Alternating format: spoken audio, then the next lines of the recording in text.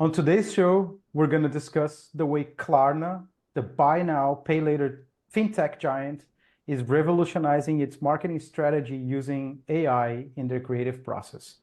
How they did it and what does this mean for the future of marketing. I'm Daniel. And Matheus. And this is the Human AI Experience. We'll be right back.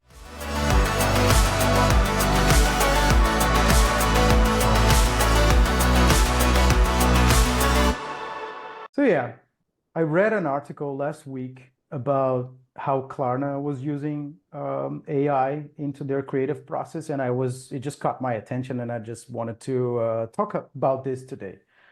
So in the beginning of this year, Klarna was facing some challenges, like many other companies, with a lot of creative demand, budget, but a lot of budget constraints. A lot of companies are cutting budget this year because there's a lot of uncertainty in the market.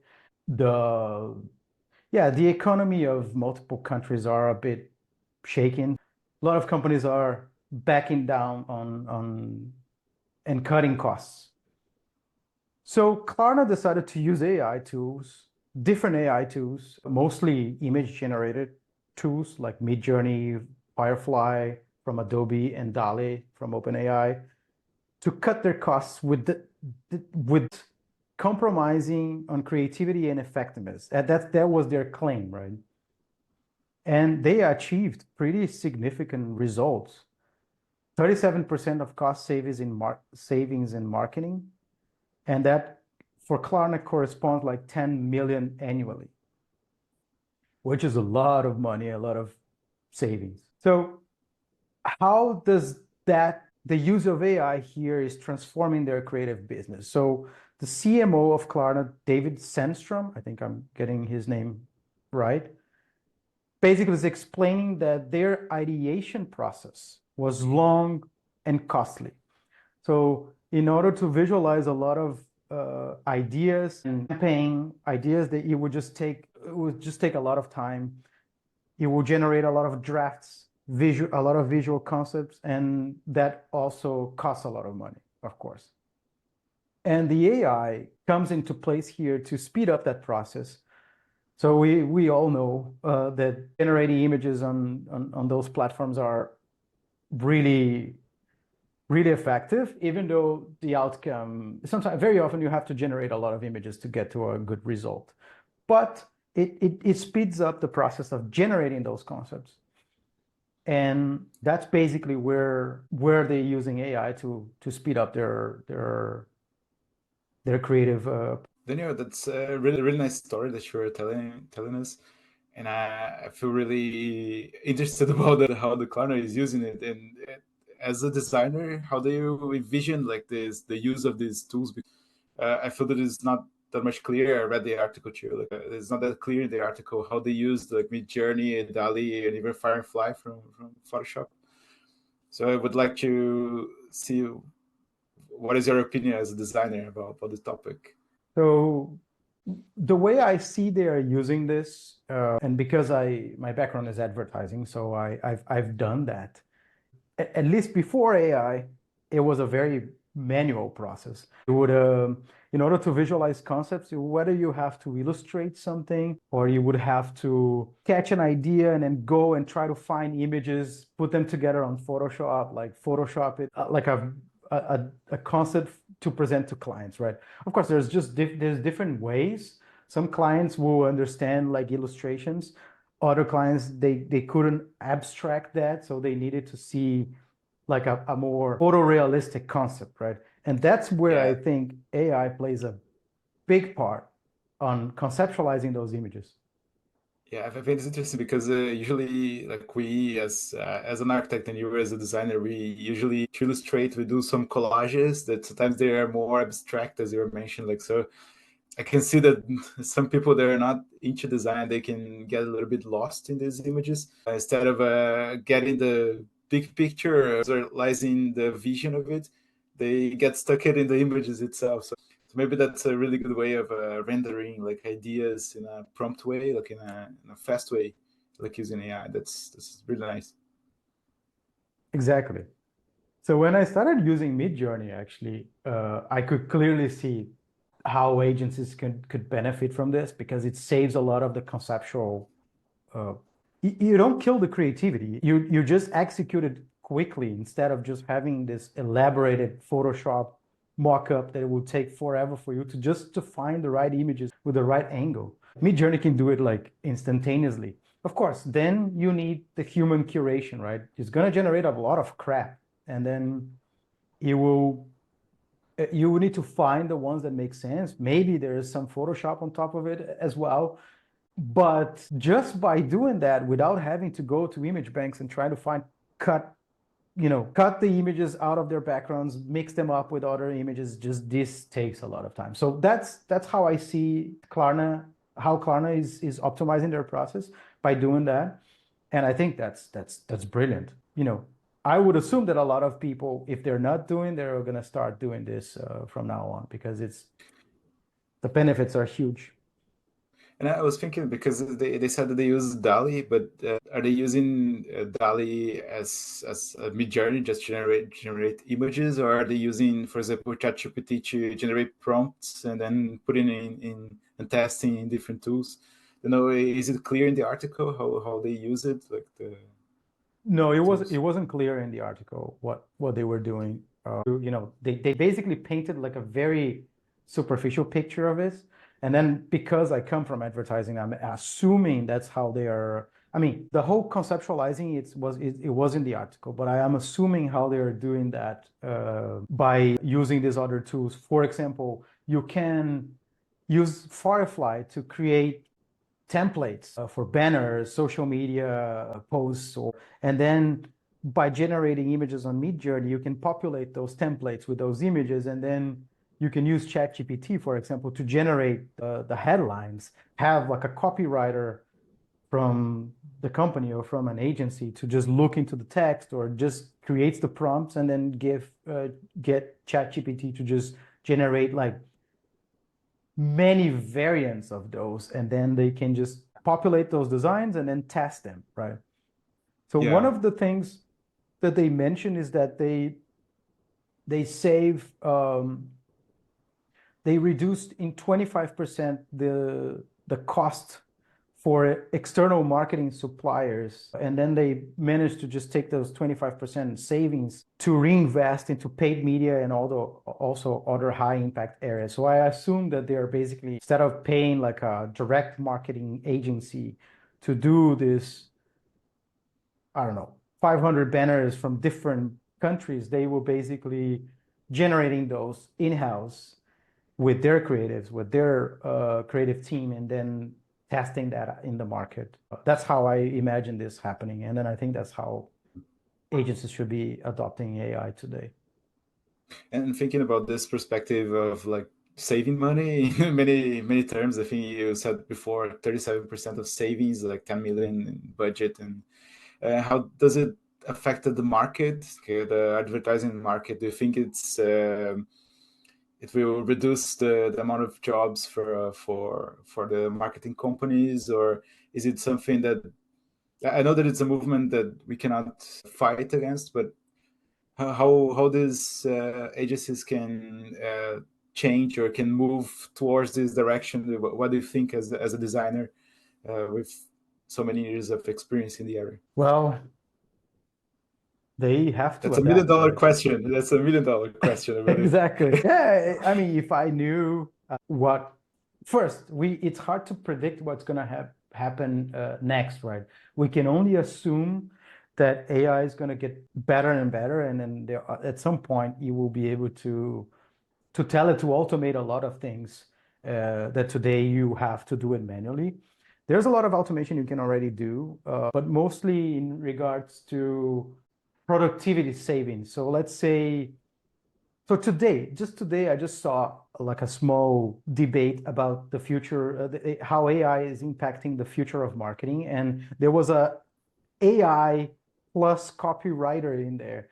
So she created a business where she's a copywriter, professional copywriter for marketing and UX copywriting, and then she is basically using her curation and teaming up with ChatGPT to just generate this copywriting services for different companies or different agencies, right? So she is basically optimizing and she can offer a service, for example, where you can generate a lot of those copy material for different banners, different campaigns, and you can test those and then see which ones are more effective, and then take that back and then use ChatGPT to refine that, or generating multiple versions, or even better, if your company is a multinational company that have different countries and different markets, it's really easy for you to just translate those into multiple languages using ChatGPT. So it's pretty efficient.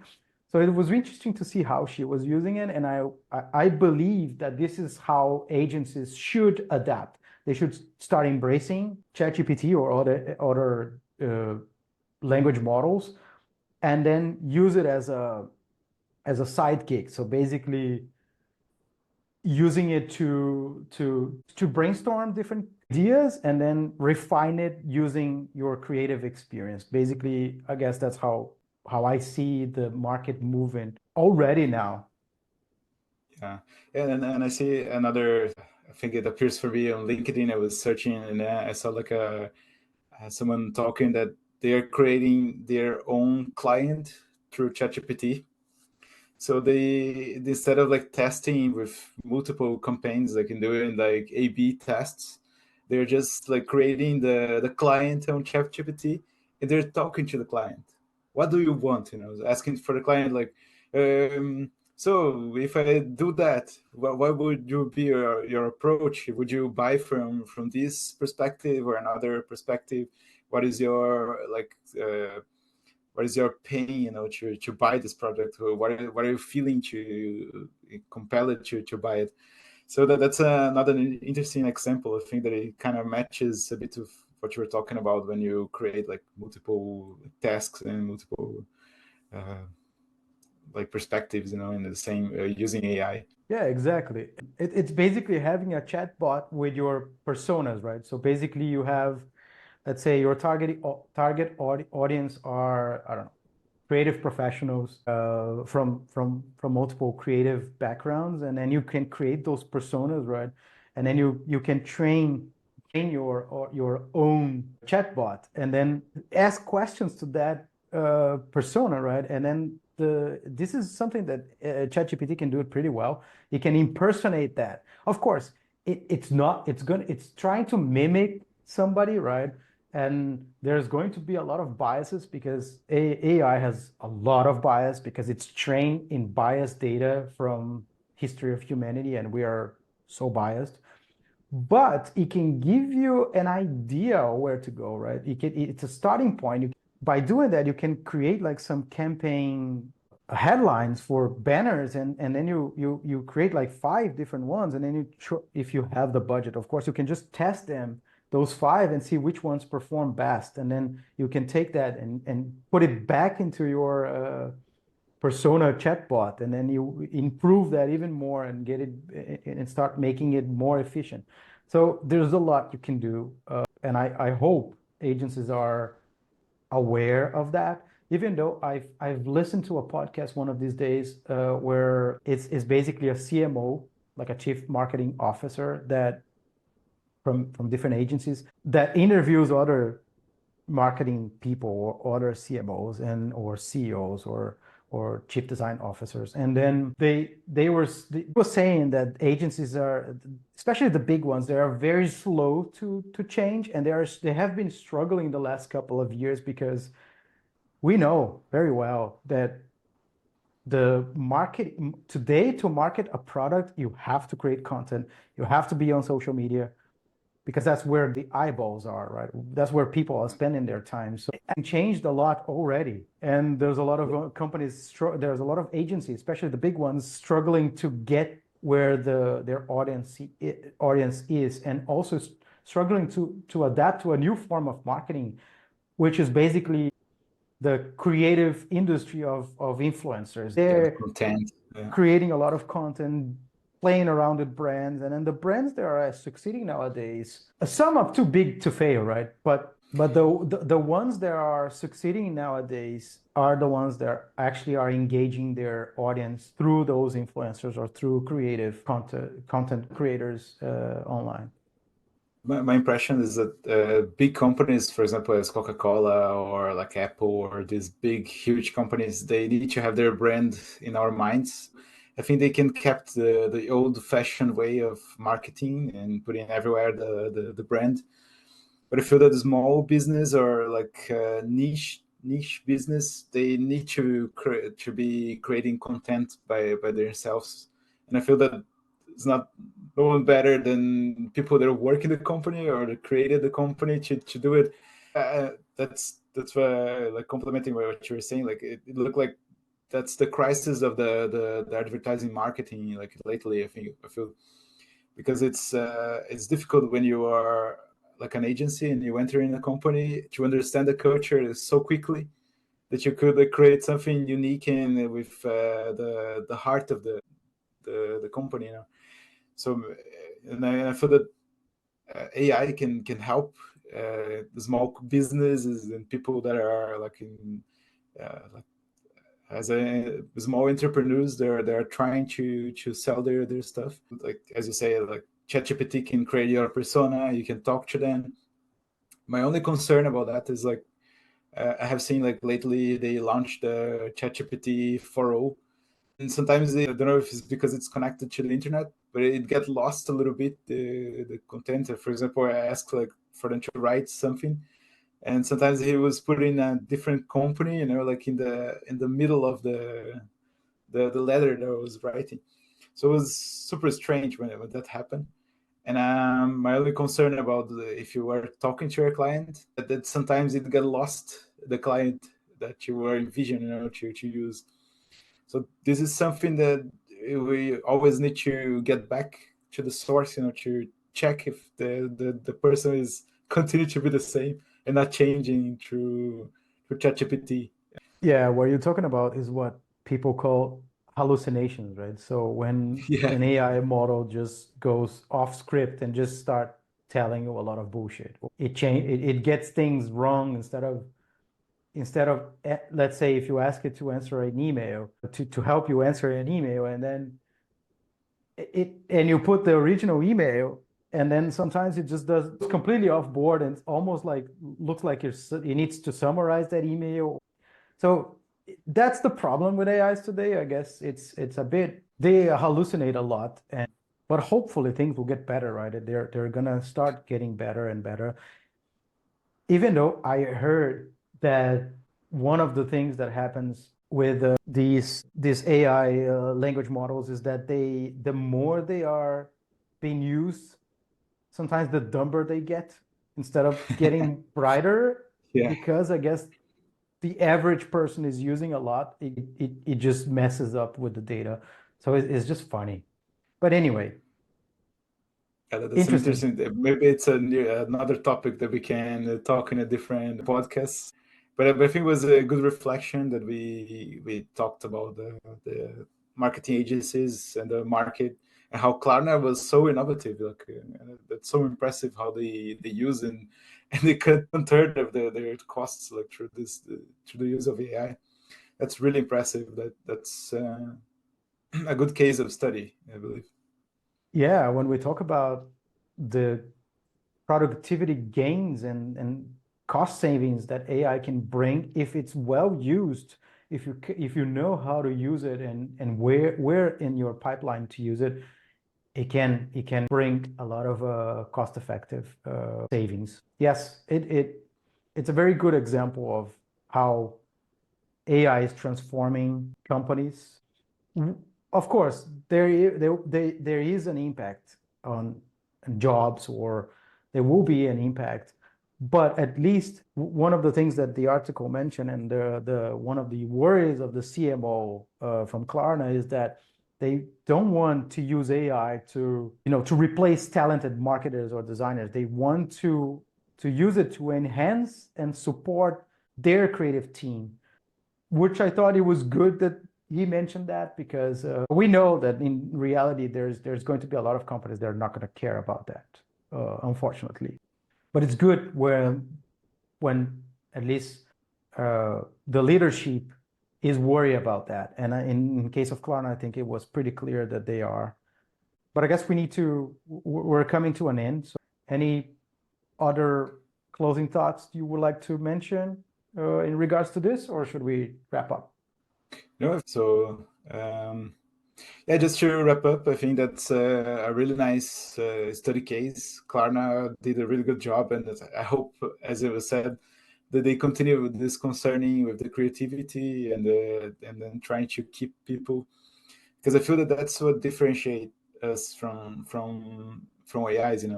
We're still creating something new, even though we take a lot of references from other sources, but when we put them together, we create something unique. And I think for now, AI is not capable of doing that still. So we still need the human touch to moderate and to create new stuff. Yeah, human curation, right? I Yeah. think that will always be necessary, and that what differentiates, because you need some sort of curation in the output, right? So like I mentioned before, it can generate a lot of stuff, but you need to be able to have the eye or the experience to select which ones are the right ones to use. Awesome. Okay, let's wrap up. And if you're interested in how AI is evolving and how you can introduce it in your life or your work, subscribe to the podcast in your favorite podcast service and follow us for more. Let's explore AI together. If you have any questions for us, you can reach out to us on hello@humanaixp.com or connect with us on Instagram @humanaixp. Thanks for listening and see you next week.